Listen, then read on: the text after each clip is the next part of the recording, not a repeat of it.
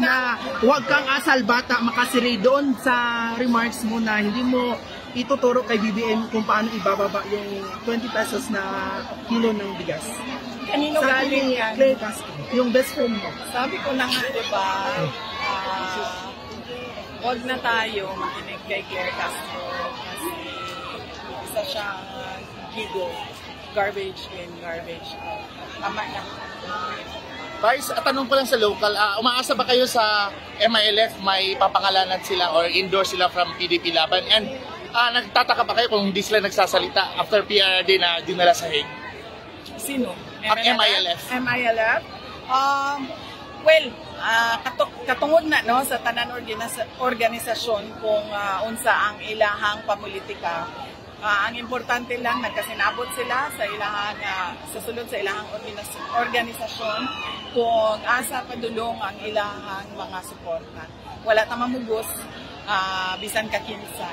Kita nagapresenta lang sa katauhan kung paunsa sila una magpili og mga leaders base lang sa historical mistakes nato in choosing our leaders. And next is wala sila nabanggit about after your father na straight na vote sa PDP, sa Duterte Senators. VP, according kay Congressman Adyong Salanao po, urge Vice President Sara Duterte to stop her shame campaign against administration candidate and call on a political leader to restore decency, dignity, and civility in the conduct of electoral campaign. Anong reaction mo dito? Okay, pahiram mo sa mga po. Kaya Adjong na dito. Adjong, shame campaign against the administration. Called on all political leaders to restore decency, dignity, and civility in the conduct of electoral campaigns. Si Adjong Manggod, produkto manggod niya siya sa warlordism nato diri sa Mindanao. So I don't think he is the proper person to talk about decency, dignity, and civility. Kay ang iyahang pagdaog din ha sa Lanao tungod na sa grip sa ilahang dynasty. Napa VP. Next, contrary to her very outspoken nature, House Deputy Majority Leader Paula Ortega, the 5th of La Union on Monday said impeached Vice President Sara had seemingly adopted what may be described as a deafening silence when China made illegal activities in the Philippines, Sandy Cay, which is part of the Spratly Group of Islands. South China Sea. Isa daw ginaistoryahan. Kani si Juan, isa po ni si Ortega, mura po ni siya o si Adyong. Produkto sa warlord. Si Ortega, maupod na siya si Adyong. Produkto sa warlordism. Kini sa ato ang nasod. So, angay niya nga mo-adapt ko deafening silence. Ay wa siya katungod mo abli sa iyang baka. Where does her loyalty really lie? China or Philippines? From my perspective, it seems she knows nothing in campaign but to engage in political mudslinging, hit PBBM administration allies with China as her stone-etched template, accused Duterte. So, hindi pa obvious nga naako diri sa Pilipinas nagapangampanya para sa mga kandidato para sa ato ang nasod. So, of course, I am pro-Philippines and nothing else. She's been going around hitting almost everybody, but never China. Of course, kung nga no, atakihon man ako ang China sa ato ang kampanya diri sa Pilipinas. Nga ang problema nato diri ang kawalan ng pagtutupad ng mga pangako sama na sa 20 ang bugas. And finally, sa pangalan na niya?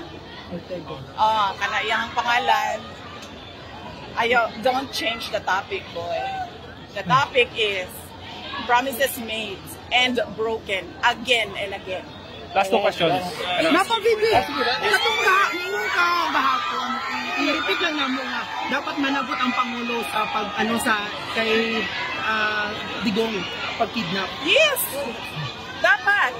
Because number one, dili to mahitabo ang pag-kidnap kay President Duterte, diri sa ato ang nasod, kung wala to'y approval sa Presidente. Dili na makalihok tanan dili na mo stand down ang AFP, dili na mulihok ang PNP kung walay go signal sa ilahang mga secretaries, kung walay, di ba yan masyadong malapit? Hindi naman ma'am. Gwapa kay Kadra VPO. Yan. Tama, lapit. Kanang di na makalihok ang PNP, dili na makalihok ang AFP kung wala na approval sa ilahang secretaries. And walay secretary nga mulihok kung walay approval sa Presidente. And yes, dapat siya managot. Kasi that is an impeachable offense. It's a culpable violation of the Constitution and betrayal of public trust. Because they allowed a foreign jurisdiction to intervene in our national sovereignty. We did not have any obligation to cooperate with the ICC because we already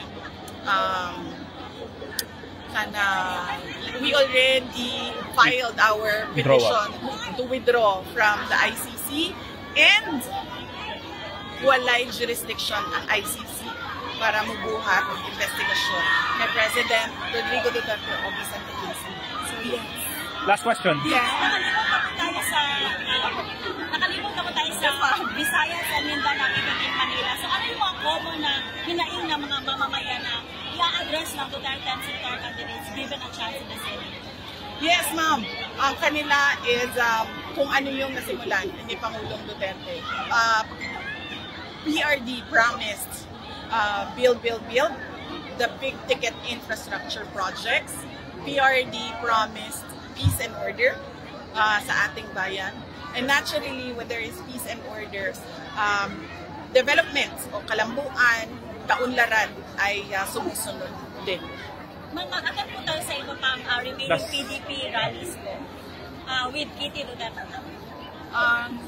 Hindi ko pa, wala pa ako schedule pagkatapos nito, ma'am. Kasi ito pa lang yung katapusan ng schedule namin mula Visayas, mula Leyte, papuntang North Cotabato. So, mag-schedule pa kami ng aming mga gagawin sa May 7, May 8, May 9, at May 10. Thank you. Thank you. Thank you.